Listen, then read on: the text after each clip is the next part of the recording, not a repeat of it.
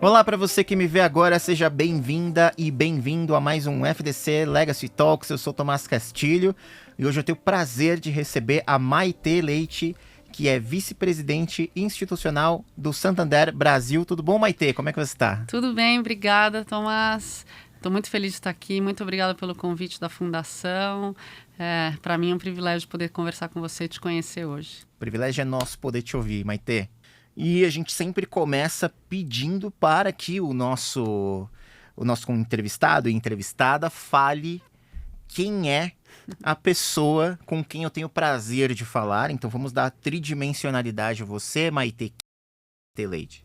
Vou contar um pouquinho. A Maitê é uma pessoa super sensível, pragmática, corajosa, determinada, com um senso de justiça muito grande.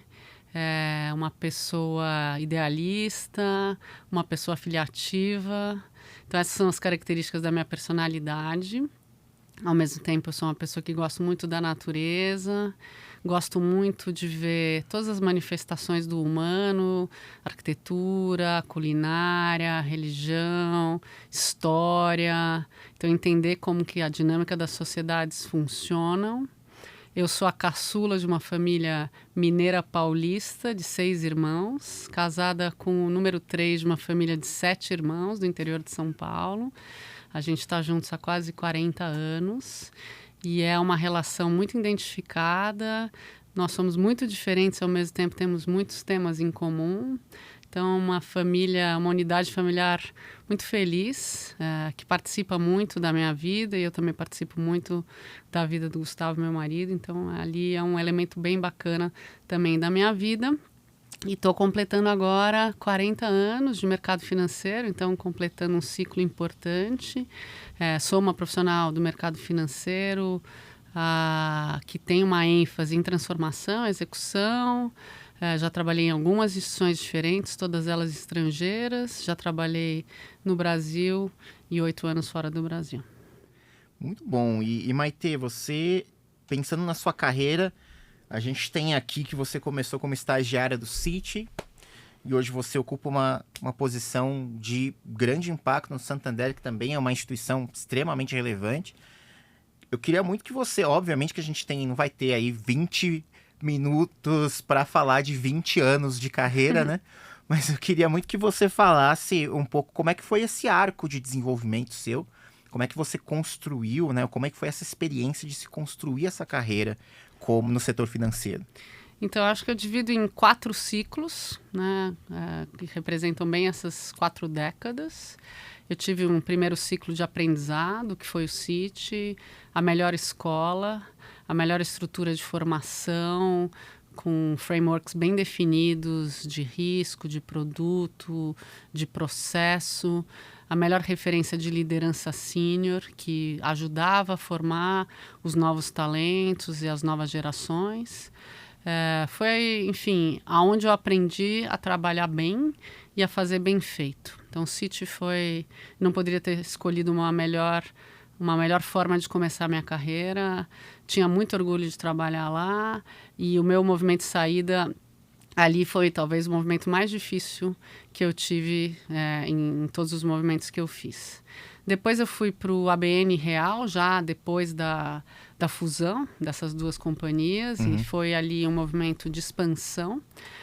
Também trabalhei um período de 10, 12 anos, no Citi também mais ou menos 10, 12 anos.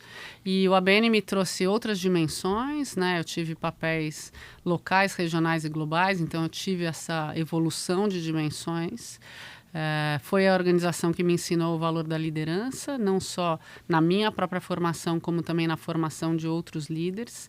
Foi a organização também que me ensinou o conceito de propósito e de legado, e uma organização que trabalhava mais os elementos humanos do que os elementos técnicos, diferentes do Citi, que trabalhava mais os elementos técnicos do que o humano.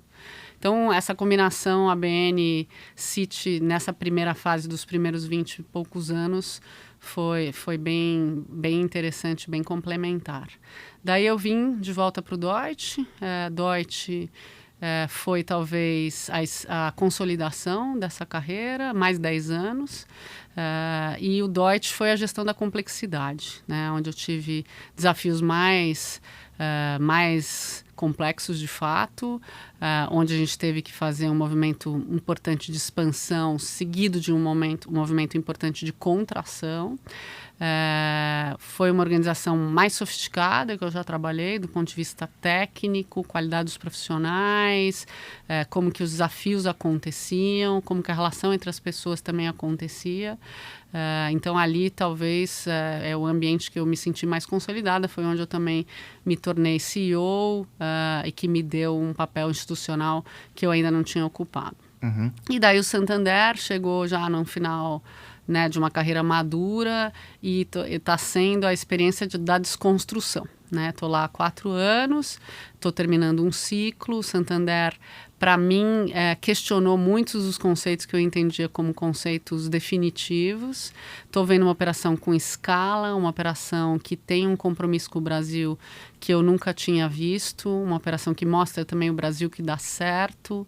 Então, a dimensão, a escala, a forma de gerenciar risco, de gerenciar governança é totalmente diferente do que eu já tinha visto antes e está me ajudando a ver que existem outros modelos. Eu tinha tido uma carreira bem linear, bem estruturada, bem complementar na combinação de Citi, ABN e Deutsche, e agora estou tendo uma disrupção, eu vou dizer assim, que está me ajudando a me preparar para os próximos ciclos. Só para falar o que eu faço, né? Porque eu contei as minhas casas e as culturas organizacionais, mas não falei o que eu faço. Eu sempre fui uma pessoa de processos, produtos, risco, então eu tive um começo de carreira como gerente de produto, isso evoluiu para um papel de CEO local, regional, global, foi quando eu fui para fora. Depois eu voltei numa função transversal regional de COO, virei CEO e agora estou num papel institucional também transversal como VP institucional, cobrindo disciplinas que eu nunca tinha coberto como agente, não como cliente. E está sendo bem legal ver esses dois paralelos, né? Eu venho do negócio, de ambientes de banco de investimento, tesouraria, e agora eu estou ali servindo todos os segmentos de negócios nas disciplinas que eu cuido, que variam desde marketing, macroeconomia, coisas bem diferentes.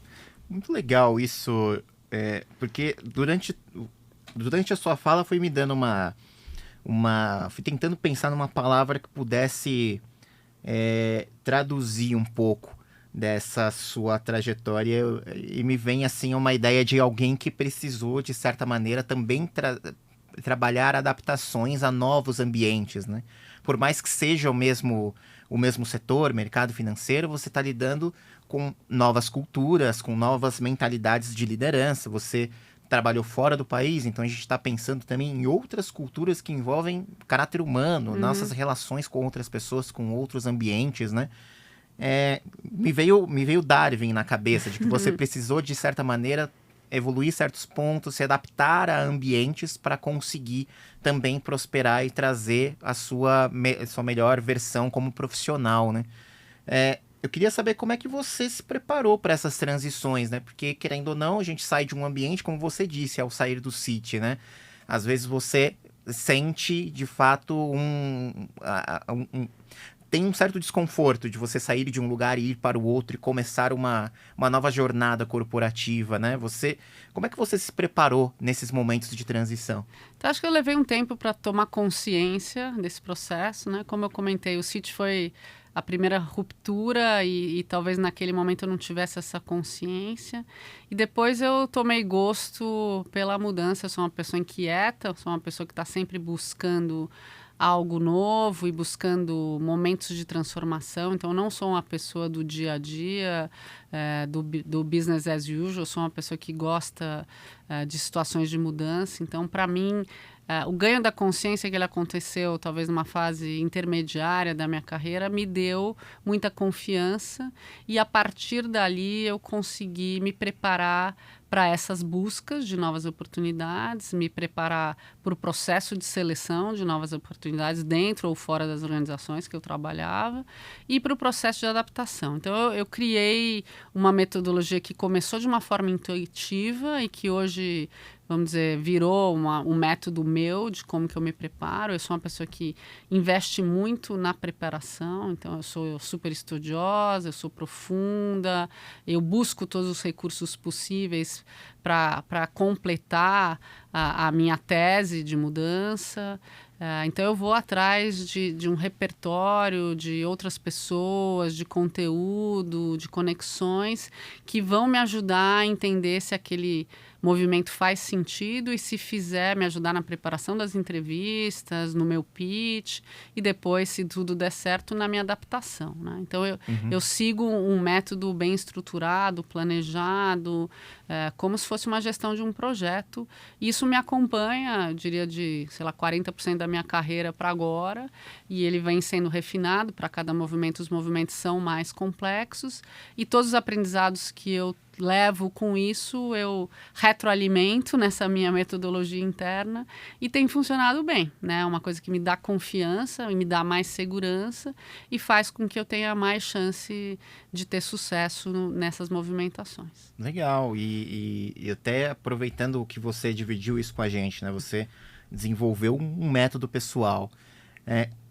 Como é que essas experiências moldaram seu estilo de liderança e somado a isso, né, nesse momento que você foi evoluindo como líder, aprendendo com novas lideranças, aprendendo novas ferramentas intelectuais, como é que isso se moldou, então, a esse seu método de liderança? Assim, você pegou características de alguma pessoa que você se inspirou na sua carreira, você aprendeu certas lições na base do choque, de alguma forma? Como é que foi isso para você? Não, eu acho que eu sou uma pessoa que tem um olhar bem profundo, então eu sou muito observadora, então eu gosto de observar os comportamentos, né? Lembrando, eu sou uma pessoa que gosta de ver como é que as pessoas se comportam, então eu consigo ler bem os ambientes, consigo ler bem as pessoas, mas isso só foi possível pelo meu processo de autoconhecimento que eu fui aprendendo e evoluindo ao longo desses muitos anos. Então, o autoconhecimento e todas as ferramentas de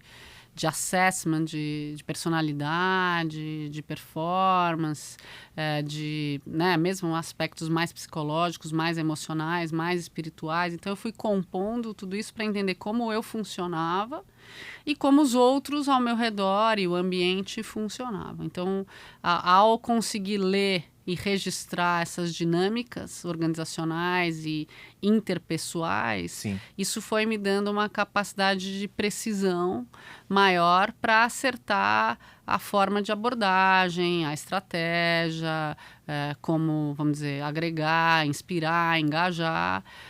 Então, isso foi evoluindo junto com o meu método, né? Então, acho que a composição é uma composição de confiança, que, enfim, garante que você tenha mais protagonismo sobre a sua própria trajetória, um elemento de autoconhecimento que sustenta a sua confiança e uma capacidade de observação, de leitura e de que esses elementos vão ser determinantes para a estratégia daquele objetivo que você venha a ter tático ou estratégico naquilo que você está fazendo. Então, tem esse tripé aqui. Entendi. Muito bom, né? E, assim, pensando que a gente tem um ambiente hoje, 2025, quando a gente está gravando essa entrevista, vivendo um mundo de complexidades, assim, que existe uma certa liquidez no sentido de as mudanças estão acontecendo numa velocidade que talvez a gente não tenha a total capacidade de conseguir acompanhar. Isso, de alguma maneira, para você, te causa alguma dissonância, algum desconforto, justamente em você que tem um método, você tem uma maneira de pensar e de estruturar as coisas? Não, eu acredito na fluidez e então no mundo líquido, né, que você está descrevendo aí. Então, assim, o meu método tem que ser muito adaptável, né? Então, assim, eu gosto de mudança, né? Eu sou uma pessoa que não gosta da estabilidade. Então, a mudança, né, e nós como brasileiros, a gente está mais do que acostumado com crise, com instabilidade, com insegurança, com um ambiente fluido, talvez não tão fluido quanto que a gente está vivendo hoje no mundo, mas a gente sempre foi muito formado num ambiente instável, né? Então, acho que isso é uma vantagem do profissional brasileiro e para mim sempre foi visto como uma oportunidade. Então, eu gosto da instabilidade mais do que da estabilidade e eu tenho interesse. Eu sou interessada no diferente, eu gosto de entender porque as pessoas se comportam de formas diferentes, elas reagem de forma diferente. Para mim, é sempre uma área de estudo, né? E com isso, então eu tenho um certo fascínio nas reações das pessoas, nas atitudes das pessoas, no comportamento, que me ajuda a decifrar um pouco qual que é o ângulo de influência mais correto ali para garantir. Nem sempre a gente acerta, óbvio, Sim. mas me ajuda. Então, eu acho que todo esse conjunto das ações e reações dentro de um ambiente que é afetado por fatores internos e externos é um caldeirão ali que eu tenho que me inserir, ler e pensar numa solução para aquilo que eu estou buscando através daquelas pessoas. Então, eu combino um pouco esse aspecto, vamos dizer, comportamental com o aspecto técnico de execução, né? Então, eu combino essas duas coisas, porque eu sou uma pessoa com método, com processo, que veio de uma formação robusta. Portanto, ao entender o ambiente, eu determino ali a melhor abordagem técnica de execução, né? Muito bom. Assim, pensando na sua fala, acho que o brasileiro tem um pouco de antifragilidade que a gente acaba desenvolvendo com a nossa história, né? Então, a gente é muito resiliente, né? Como sociedade e a gente não se assusta com tantas adversidades. A gente tende a vê-las como oportunidades, assim como eu vejo também. Sensacional. Bom, queria falar agora sobre o seu papel no Santander, né? Então, você chega ao Santander como... Você chegou à vice-presidência institucional e aí, de acordo aqui com a nossa pauta que a gente construiu, você estava com o desafio de integrar os diversos pilares de sustentabilidade e parece que, diga-me se isso é verdade, as coisas estavam meio descentralizadas. Como é que foi esse desafio para você? Esse foi o grande desafio para você na sua chegada a esse cargo ou... Qual foi o grande desafio que você gostaria de dividir com a gente? Vou dar um passo atrás, porque a minha função envolve várias disciplinas que originalmente não se entendiam como disciplinas que tinham correlações, né? Então, eu cuido de comunicação, marketing, experiência, cultura. Eu cuido de macroeconomia, eu cuido de relações governamentais e eu cuido de sustentabilidade no seu agregado, né? E o desafio inicial da vice-presidência era um desafio de trazer unidade para essas disciplinas, garantir que elas tivessem relevância para o negócio e para o posicionamento institucional do banco. Isso envolveu quebrar, vamos dizer, essas barreiras internas que existiam, envolveu fazer com que esses profissionais fossem mais estratégicos do que simplesmente operacionais, envolveu criação de produtos combinados que antes não se imaginavam. Então, claro que política e macroeconomia eram coisas mais óbvias, mas marketing e macroeconomia não necessariamente eram coisas tão óbvias. Sustentabilidade e cultura parece óbvio, mas na prática também não foi tão óbvio. Então, a gente começou a combinar e a correlacionar essas disciplinas e poder ofertar algo que tivesse um atributo de valor maior para as áreas de negócios, nos seus diálogos estratégicos com os clientes e para o posicionamento da marca, posicionamento do banco, dentro do país, da sociedade, frente aos concorrentes. Então, tudo isso envolveu o meu principal desafio. Então, o desafio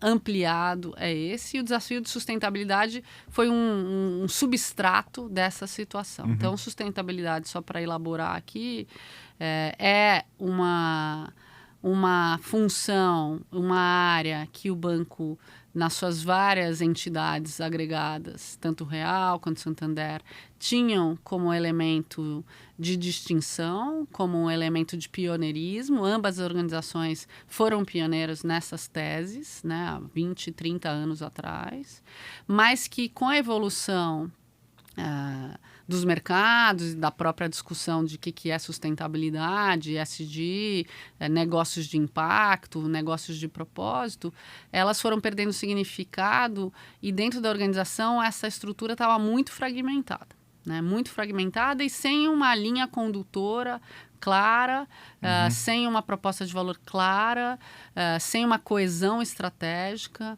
E daí a nossa resposta, então parte do meu desafio e esse foi um dos desafios iniciais, foi justamente dar uma coesão a essa tese. E a coesão envolveu um conceito que a gente usa muito lá no banco, que é o conceito do domínio de negócios. Então, independente de estar sob a minha responsabilidade ou em outra vice-presidência, como é que esse coletivo opera junto com uma linha de atuação muito clara. Então, a gente criou um projeto com uma liderança específica, entendendo o nível de maturidade e relevância de cada subcomponente de sustentabilidade, que vai desde diversidade até negócios de carbono florestal. Enfim, a gente tinha um ambiente bem amplo de atividades ali, como que cada um está do ponto de vista de relevância e de maturidade. E daí a gente definiu uma atuação estratégica que teve um papel nos primeiros 2 anos importante. Agora a gente já fez um outro movimento, então também essa habilidade de fazer ajuste de rota foi importante, e essa é uma pauta que segue muito desafiada agora e que precisa se adaptar a esse mundo líquido que você bem colocou, tá? E é então, super... desculpa a resposta longa aqui, não, mas gente... que... Não, fica à vontade. O tempo é relativo nesse nosso FDC Legacy Talks. Fique à vontade para responder no tempo que você achar melhor, Maitê. E eu acho super legal que você trouxe essa transversalidade da sua posição, porque isso já é até uma discussão que as escolas de negócio, as empresas, principalmente os RHs têm, né, a necessidade de se construir um líder multidisciplinar, e acho que você traz uma dimensão um pouco disso quando você fala de ter que unir macroeconomia, sustentabilidade, comunicação, e se a gente criar um diagrama de Venn, juntando todos esses pontos, a gente encontra lá Maitê Leite no meio nessas questões. Mas como é que se constrói um líder a partir disso? Sei que você tem uma carreira longa, mas como é que você, se em algum momento você, nesses temas, nessas disciplinas que você de alguma maneira unificou, você sentiu certa dificuldade de, poxa, isso aqui realmente é um domínio, ou existem competências as quais eu não tenho ainda? Como é que foi para você equilibrar esses pratos, por assim dizer? Acho que aqui, assim, tem um passo atrás também, de novo, assim, eu sou uma pessoa generalista, né? Então, eu nunca fui uma especialista. Então, a minha carreira lá atrás, ela se desenhou em funções transversais, né? Ou em funções verticais ou horizontais, né? Então, eu tinha funções dentro de uma geografia com uma amplitude grande, ou cuidando de todas as geografias com uma amplitude única, né? Então, eu sempre tive um olhar generalista e não especialista. Então, acho que tem profissionais e líderes que são especialistas, profissionais e líderes que são híbridos e profissionais que são especialistas. Então, eu trilhei o caminho do generalista e, portanto, os recursos, voltando também um pouco como é que eu operei ao longo da minha carreira, eu sempre entendi que eu nunca ia ser capaz de dominar todas as especialidades de uma função generalista e que, portanto, eu precisaria formar times multidisciplinares, especializados, capazes de trabalhar em conjunto. Então, a minha competência é uma competência mais de liderança e gestão do que uma competência de uma disciplina em si. Então, se você pensar, eu não sou especialista de nada do que eu cuido hoje, mas eu sou uma boa gestora de pessoas e processos e de transformação. Então, isso faz com que eu consiga orquestrar bem ali o meu universo. E de buscar esses aprendizados. Claro que eu preciso me aprofundar minimamente dos temas que eu cuido e entender essa dinâmica. E acho que isso aí também é um pouco do meu perfil, de que gosto de profundidade, gosto de entender. Então, eu também, na medida que eu assumo uma responsabilidade onde eu tenho inseguranças ou deficiências de conhecimento, de novo, eu volto lá para o meu cardápio de recursos e pego os recursos que eu não tenho para me formar. Mas claro que a gente sempre tem inseguranças em todas as mudanças, em quando você assume novos desafios. E para mim, isso é resolvido a partir de busca de recursos para trabalhar as minhas inseguranças emocionais e trabalhar as competências técnicas que me faltam, né? Então, em linhas gerais, né? O maestro não necessariamente sabe trocar o clarinete, a flauta transversal e o violoncelo, mas ele sabe conduzir a música que é tocada pelas pessoas que tem a competência Com dos certeza, instrumentos. né? E é impossível qualquer pessoa que ascende para posições de C-level ter a pretensão de que ela vai dominar, né? Obviamente você vai ganhando cada vez mais escopo e é impossível você dominar. Então você tem que formar equipes, pessoas e para que você consiga orquestrar bem e fazer com que as coisas aconteçam. Você não pode Sim. nunca se tornar um gargalo ali daquela estrutura, você tem que ser um grande viabilizador daquela Sim. estrutura. E acho que com o tempo você vai ganhando, né, essa confiança, você tem um pouco de intuição. O tempo te ajuda a ter uma leitura, uma sensibilidade, uma precisão clara se faz sentido, não faz sentido. Então você vai ganhando essa capacidade de decisão com mais naturalidade, com mais confiança, com mais segurança, né? E até aproveitando isso que você trouxe pontos, você foi deixando sementes interessantes nessa sua resposta agora, Maitê, porque quando a gente pensa em alguém que é especialista e a pessoa precisa ganhar musculatura em um determinado assunto, é muito clara a resposta. Buscar especialistas específicos, estudar, ter a prática específica naquilo. Então, eu quero ser um piloto, vou ter horas de voo em um avião para conseguir ter uma maior musculatura naquela habilidade técnica que eu estou tendo. Qual que é a musculatura do CEO? Então, para mim, a musculatura do C-level, vamos dizer assim, é uma musculatura que envolve situações de crise, né? Então, assim, aonde você ganha mais musculatura é na adversidade ou num desafio muito grande que te é apresentado, então um crescimento estratégico muito grande, um movimento que seja maior do que aquilo que você está experimentando. Então, ali, quando você está estressado, vamos dizer assim, sob estresse, você tem que ver esses músculos se desenvolvendo e funcionando. Então, para mim, os CEOs são testados e por isso que a minha experiência no Deutsche foi tão boa, porque foi uma experiência de complexidade mesmo, de situações inéditas que a gente não anteviu e que, enfim, ali a gente teve que ter respostas rápidas, mobilização rápida, diagnóstico rápido para responder àquela situação que estava vindo e sustentar aquela situação que estava vindo. Então, a gestão da complexidade, então talvez respondendo melhor, é a gestão da complexidade de múltiplos fatores que se combinam, às vezes contrário a você, às vezes favorável a você, às vezes sem clareza se aquilo é bom ou se é ruim, e como é que você se prepara para responder com agilidade, com segurança, mantendo os times focados e estáveis, enfim, mantendo uma unidade e uma direção muito firme. Entendi. E eu acho que isso que faz com que os CEOs sejam bem-sucedidos ou mal-sucedidos. Sensacional, muito bom. Eu queria continuar aqui na nossa sessão de papel estratégico, mas mudando um pouquinho de assunto, né? Queria saber a sua visão sobre o papel dos grandes bancos na inclusão produtiva. Acho que o principal elemento associado à natureza do setor é a educação financeira, né? Óbvio. Então, esse é um elemento importante que você deve, e hoje é regulatoriamente uma exigência para o setor financeiro, né? Deve introduzir em toda a sua base de clientes, nos seus funcionários e na sociedade em geral.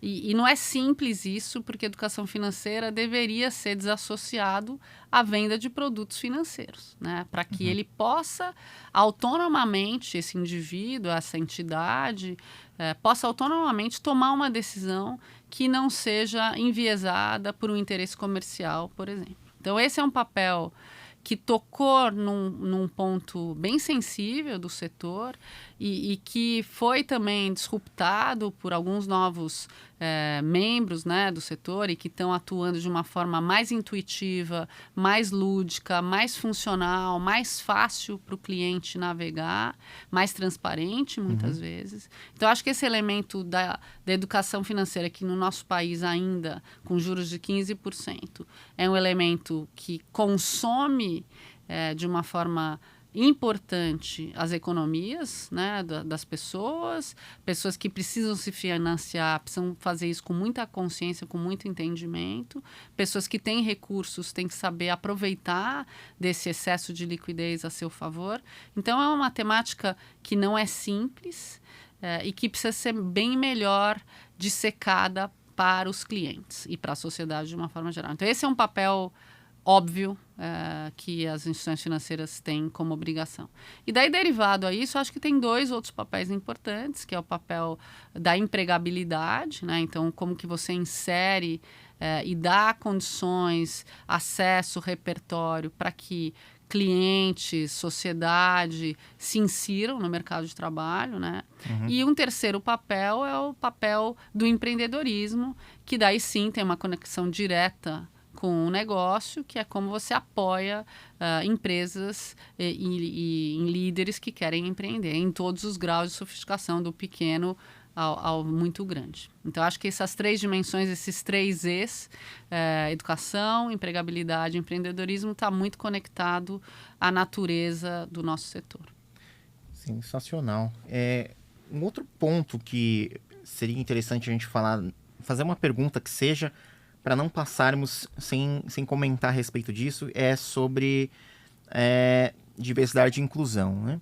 Então, queria saber hoje, Santander, qual é o grande desafio de incluir grupos minorizados? Existe esse desafio? E pensando que a gente está falando de um banco, Santander, uma instituição muito grande, tem quantos funcionários hoje tem? 60 mil. 60 mil funcionários, é uma pequena cidade. Né? É um bom extrato da sociedade. Exatamente, e tem penetração em vários locais do país, com diversas culturas, diversos... Qual que é esse desafio para vocês?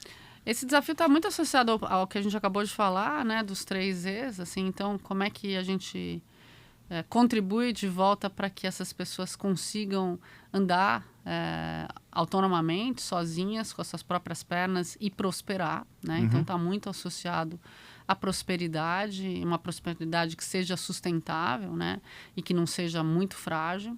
E num país como o nosso, com tantas vulnerabilidades, esse tema ainda é mais latente. Sim. No aspecto de diversidade também, né? Obviamente, o mercado financeiro é um ambiente hostil, né, para as pessoas, de uma forma geral, porque tem esse mito da sofisticação, de ser uma coisa muito complexa, de ser uma caixa meio preta, então intimida, né? Então tem um elemento de intimidação, né, que faz com que grupos minorizados se sintam menos à vontade ou estimulados a se inserir nesse ambiente.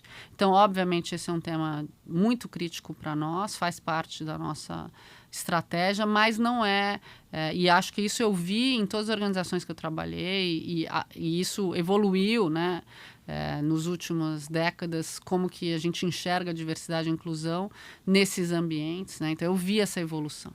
E hoje acho que as 3 dimensões que são as mais críticas para que a gente avance com a pauta de diversidade e inclusão são elementos que envolvem pertencimento, então eu me sinto parte desse sistema, deste ambiente. Este é um ambiente que ressoa familiar para mim e que eu vou me sentir um elemento pertencente. Então, o pertencimento talvez seja o elemento ainda dos mais difíceis, né? Para todos os grupos, mulheres, negros, LGBT, pessoas sem pessoas disability, né, pessoas com deficiência, né? Pessoas mais velhas, mais jovens, enfim. Hoje é um ambiente ainda que tem uma hostilidade, que tem esse karma. E o próprio desenho das organizações do ponto de vista físico, funcional, é um desenho que remete a uma sensação de exclusão e não de inclusão, né? São ambientes oponentes, muito sofisticados e que fazem com que as pessoas não se sintam tão à vontade dependendo de como elas se comportam, como elas são. Então, acho que a questão do pertencimento é um bloco bem grande. Depois tem um segundo elemento que também é bem desafiador, que é a progressão de carreira. E daí como que você garante, após a inserção dessa pessoa, que ela veja a possibilidade de evoluir e que ela não fique ali com um crescimento inicial positivo e depois tenha muita dificuldade de evoluir. Isso se conecta com o terceiro elemento, que é a representatividade. Então, ela olha para cima e ela vê pessoas iguais a ela, que ascenderam e que conseguiram superar todos os desafios. Eu acho que essa combinação desses 3 elementos são a base dos desafios para a diversidade e inclusão. A gente avançou muito em alguns quesitos, mas outros a gente ainda tem muito a fazer. E daí aí tem um elemento que também é sempre desafiador em todas as organizações, é como é que você equaliza a parte econômica dessa estratégia. Porque para você garantir progressão de carreira, dependendo do grupo minorizado que você está falando, você precisa de um investimento muito grande. E um investimento que seja de longo prazo, né? Investimento na formação, nas questões emocionais, para que essas pessoas tenham uma carreira com uma aceleração adequada e que permita a quebrar, vamos dizer, as resistências que são naturais para todos, e mais ainda para estes, né? Então, tem que ter uma dotação contábil importante e nem sempre isso é fácil quando você tem uma estratégia maior e com outros elementos ali. Então, você compete com outras estratégias que muitas vezes têm resultados mais imediatos. Então, precisa ter um compromisso muito grande de longo prazo para isso. Legal demais. E assim, te ouvindo falar, Maitê, e eu acho que quando você fala dos 3Es, quando você fala desses pontos em que você está trazendo mais essa necessidade de você se sentir acolhido, representado dentro da organização, isso para mim é um ponto super importante de ouvir você falando, pelo seguinte, eu vou dividir contigo aqui, com as pessoas que estão nos assistindo. Nesses quase 10 anos que eu trabalho especificamente nessa área, eu já pude entrevistar centenas, mais de uma centena de pessoas, e eu lembro que o número de mulheres líderes que vinham até mim, ou que eu tenho a oportunidade de falar, foi gradativamente aumentando, né? Então, se eu pensar em 2016, que eu pude entrevistar 2 mulheres líderes, e pensar hoje, que eu já estou entrevistando por ano 20 mulheres, mais ou menos, né? De diversas posições, C-level, diretores, gerentes, etc. E sempre foi muito comum uma resposta das mulheres, até então, de ou não se sentirem de alguma maneira lesadas por serem mulheres em comparação a outros líderes homens, e no sentido de competição dentro de ambientes de trabalho, ou de alguma maneira não se sentirem algum tipo de revés por serem um grupo minorizado em ambientes competitivos, em ambientes organizacionais. Queria muito te ouvir agora, ouvindo você falando da importância desses pontos, né?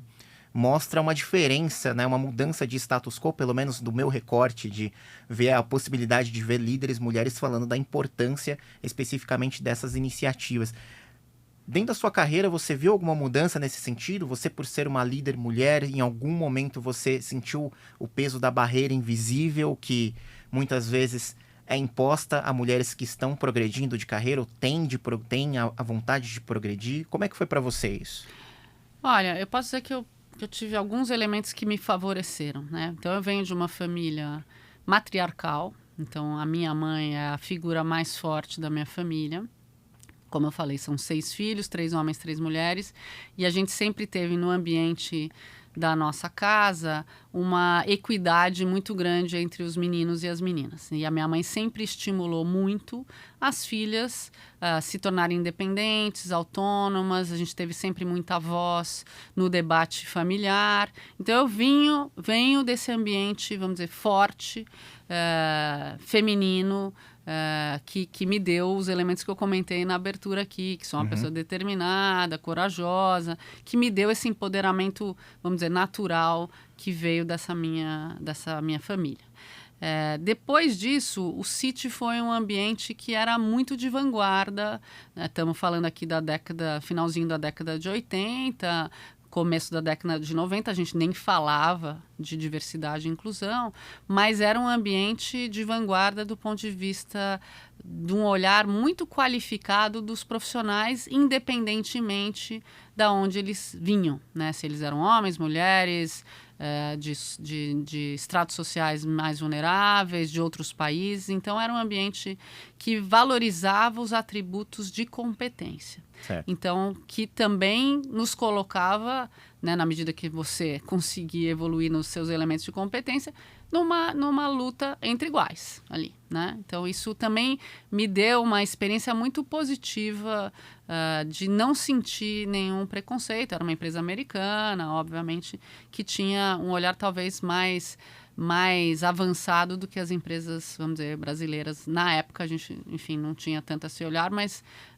no meu sentimento sim, eu tive a sorte de trabalhar nisso. Mas claro que na medida que você vai avançando, né, e que você vai buscando novas posições e novas oportunidades, você esbarra em resistências, né? Eu não diria que eu tive nenhuma resistência pelo fato de eu ser mulher, especificamente. Talvez as resistências são mais associadas à minha atitude mais vocal, uma atitude mais combativa, uma atitude mais determinada. E acho que as mulheres têm esse elemento do senso de justiça mais forte, esse elemento de fazer o certo, menos corporativista, mais associado ao que é o certo. Então, elas têm isso como natureza mais clara.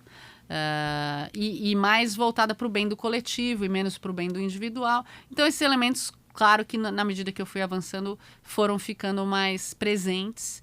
E daí eu acho que a resposta é muito simples. Você tem que estar reconciliada com o seu propósito, com o que você busca. E preparada para esse tipo de anticorpo, de resistência e saber lidar com isso, né? Então, eu pessoalmente acredito muito no conceito de reconciliação do seu papel e do que esse papel vai te trazer de pedras no seu caminho. E saber lidar com essas pedras. Não existe carreira linear para ninguém. Né? Não existe uma carreira perfeita, que você só sobe, que tudo acontece, que as portas vão se abrindo. Não existe isso. Você tem que estar preparado para o caminho árduo, para o caminho difícil. E isso independente se você é homem ou se é mulher. Né? Independente se é latino-americano, ou europeu, ou asiático. Independente de você ser negro ou branco. Mas claro que certas combinações vão trazer mais pedras no caminho. Mas os recursos têm que vir de dentro de você, para que você possa superar. E a determinação também tem que vir de dentro de você para que você possa superar. Não é fácil para ninguém. Né? Mas você tem que ter essa força interna de falar, poxa, isso aqui é um desafio, eu vou superar. Então, para mim, eu sempre olhei como um desafio, como uma oportunidade. Puxa, como é que eu vou superar essa resistência, esse elemento aqui que eu não imaginei, ou que eu imaginei e que está se apresentando para mim. Muito bom. Bom, Maitê, vamos para a nossa parte. Antes das recomendações, a gente vai para a parte final aqui da nossa conversa. E eu não vi o tempo passar, vou te confessar. A gente vai falar sobre legado e impacto ampliado, né? Como é que foi a construção do seu legado? O que você chama de legado, né? O que você olha para trás e pensa, olha só, isso aqui tem a minha digital e de alguma maneira ressoou, reverberou positivamente para alguém, para um recorte da sociedade, para uma empresa. A gente listou aqui, inclusive, alguns marcos. Aí, queria muito falar aqui para você e para os nossos espectadores. Ser Mais, DNA Women, Instituto Reciclar. Tem uma série de ações aqui que foram colocadas, mas eu queria muito te ouvir especificamente sobre legado. O que você tem a dizer sobre o que você construiu, o que você considera legado, o que você gostaria de falar para a gente? Acho que tem um legado funcional, né? Então, que é o meu papel como executiva, obviamente, né? Então, eu sou essa pessoa que tem essa marca de ser uma executiva determinada e que consegue fazer transformações dentro de estruturas muito robustas de controle e que desenvolvem lideranças e pessoas através desses processos de transformação. Então, eu sou uma pessoa que consegue fazer as coisas acontecerem dentro de um ambiente adequado, responsável, com boa precisão de gestão de risco e de oportunidade, e conseguir que, através desses processos, tenha um desenvolvimento da força de trabalho, do grupo envolvido e que seja uma referência de boas práticas para o meu entorno. Então, acho que eu contribuí para as organizações que eu trabalhei com essa característica de uma boa líder de transformação, não só na transformação em si, da visão estratégica até a implementação, mas também contribuindo para metodologias, frameworks de controle e desenvolvimento de pessoas. Então, acho que esse é o primeiro bloco. né? E depois tem um segundo bloco do meu impacto nas pessoas, né? Então, talvez a essência do meu trabalho, quando eu olho para trás e agora estou nesse processo mesmo de reflexão, o que sobrou? Qual foi o suco que mais sobrou? Foi a construção de relações de confiança, foram as conexões que eu construí com funcionários, pares, supervisores, gestores, concorrentes, parceiros, e que realmente é o que mais ficou. E talvez o elemento mais fundamental, além desse, é que quais eram os propósitos que a gente tinha em comum. Então, quando você lista aí tudo que apareceu, foram elementos de transformação social, foram coisas que a gente fez que tivessem impacto no desenvolvimento de grupos minorizados. Então, as coisas mais legais que eu gosto, e quando eu vejo lá o repertório que eu tenho no Santander, são essas coisas que hoje têm um sentido mais associado ao propósito, né? Porque nesta fase da minha carreira, com as lentes que hoje eu carrego, hoje isso é o que mais me toca. Se você pedir para Maitê de 30 anos atrás, talvez as coisas que mais me tocassem eram as execuções operacionais, técnicas que eu estava fazendo. Então, com a maturidade, obviamente, o que te sensibiliza mais são relações e são elementos de legado. E todas essas coisas foram elementos bacanas de legados. Eu fui professora voluntária para jovens vulneráveis lá no Instituto Ser Mais. Hoje eu estou no conselho do Instituto Reciclar, eu estou super feliz, porque é uma entidade muito distinta. Lá no banco a gente tem o Farol Santander, o teatro, então a gente tem um apoio à cultura muito grande, a gente faz um trabalho de microcrédito incrível, a gente faz um trabalho de desenvolvimento, de apoio a grupos mais vulneráveis com leis de incentivos. Então tem milhões de coisas que são coisas que não foram construídas por mim necessariamente, mas que eu fiz parte e que eu agreguei valor. E tem coisas que têm a minha assinatura, como o DNA Human, que foi um projeto de 4 CEOs mulheres de bancos estrangeiros, que a gente teve esse momento de ter 4 no Brasil, e a gente fez um programa de formação de mulheres para o mercado financeiro e que persiste até hoje. Muito bom, Maitê. Muito legal, cara. Muito, muito interessante mesmo. Assim, são projetos sensacionais, e ver, na verdade, alguém que tenha essa potência, tanto como uma profissional e alguém que está em uma posição que tem a possibilidade de desenvolver atividades como essa, é muito legal de ver. Eu acho que faz muito parte dessa essência do CEO's Legacy, de potencial de transformar. E acho que o Legacy trouxe para nós, né? Assim, a gente viveu lá, uma das coisas que a gente fez que foi bem bacana junto com vários outros colegas do Legacy, foi o trabalho lá no Grajaú, né? No GAC, e que foi um laboratório, um aprendizado imenso do que é navegar nessa realidade. A gente aprendeu muito bem a navegar nas realidades das empresas, do ambiente corporativo, navegar nas realidades de vulnerabilidade social, ou ambiental, é bem mais complicado. Então, o Legacy nos ajudou a ter esse aprendizado e a um pouco mais de repertório, mas isso ainda, talvez a gente ainda esteja engatinhando em muitos aspectos. Muito bem. Maitê, vamos concluir aqui essa sessão. Eu queria muito perguntar para você, que um momento você vai ter que passar o batão. Não, tá perto já. Não, em algum momento você vai... Já tá bem perto. E assim, a gente está falando de uma nova geração de líderes, né? Então, é muito diferente. A gente não precisa nem ir até os anos 80, a gente pode ir 5 anos atrás. Existem diferenças, né, que estão acontecendo e estão moldando a formação de líderes, né? Eu queria muito te ouvir sobre que tipo de mentalidade o mercado vai precisar cultivar, ou que expertises, que cultura que um líder vai precisar ter, que precisa ter para assumir um papel como o seu daqui para frente. É difícil, né, numa posição geracional, né, onde eu tô, com quase 60 anos. Então, assim, vamos já colocar algumas aspas, porque sempre tem um viés muito grande de alguém com quase 60 anos olhando para alguém com 25 anos. Então, vamos descontar esse elemento, tá? De fato, a gente olha e, assim, quando os pais falavam, puxa, na nossa geração, hoje eu estou falando um pouco assim, então vamos tirar isso aqui da equação.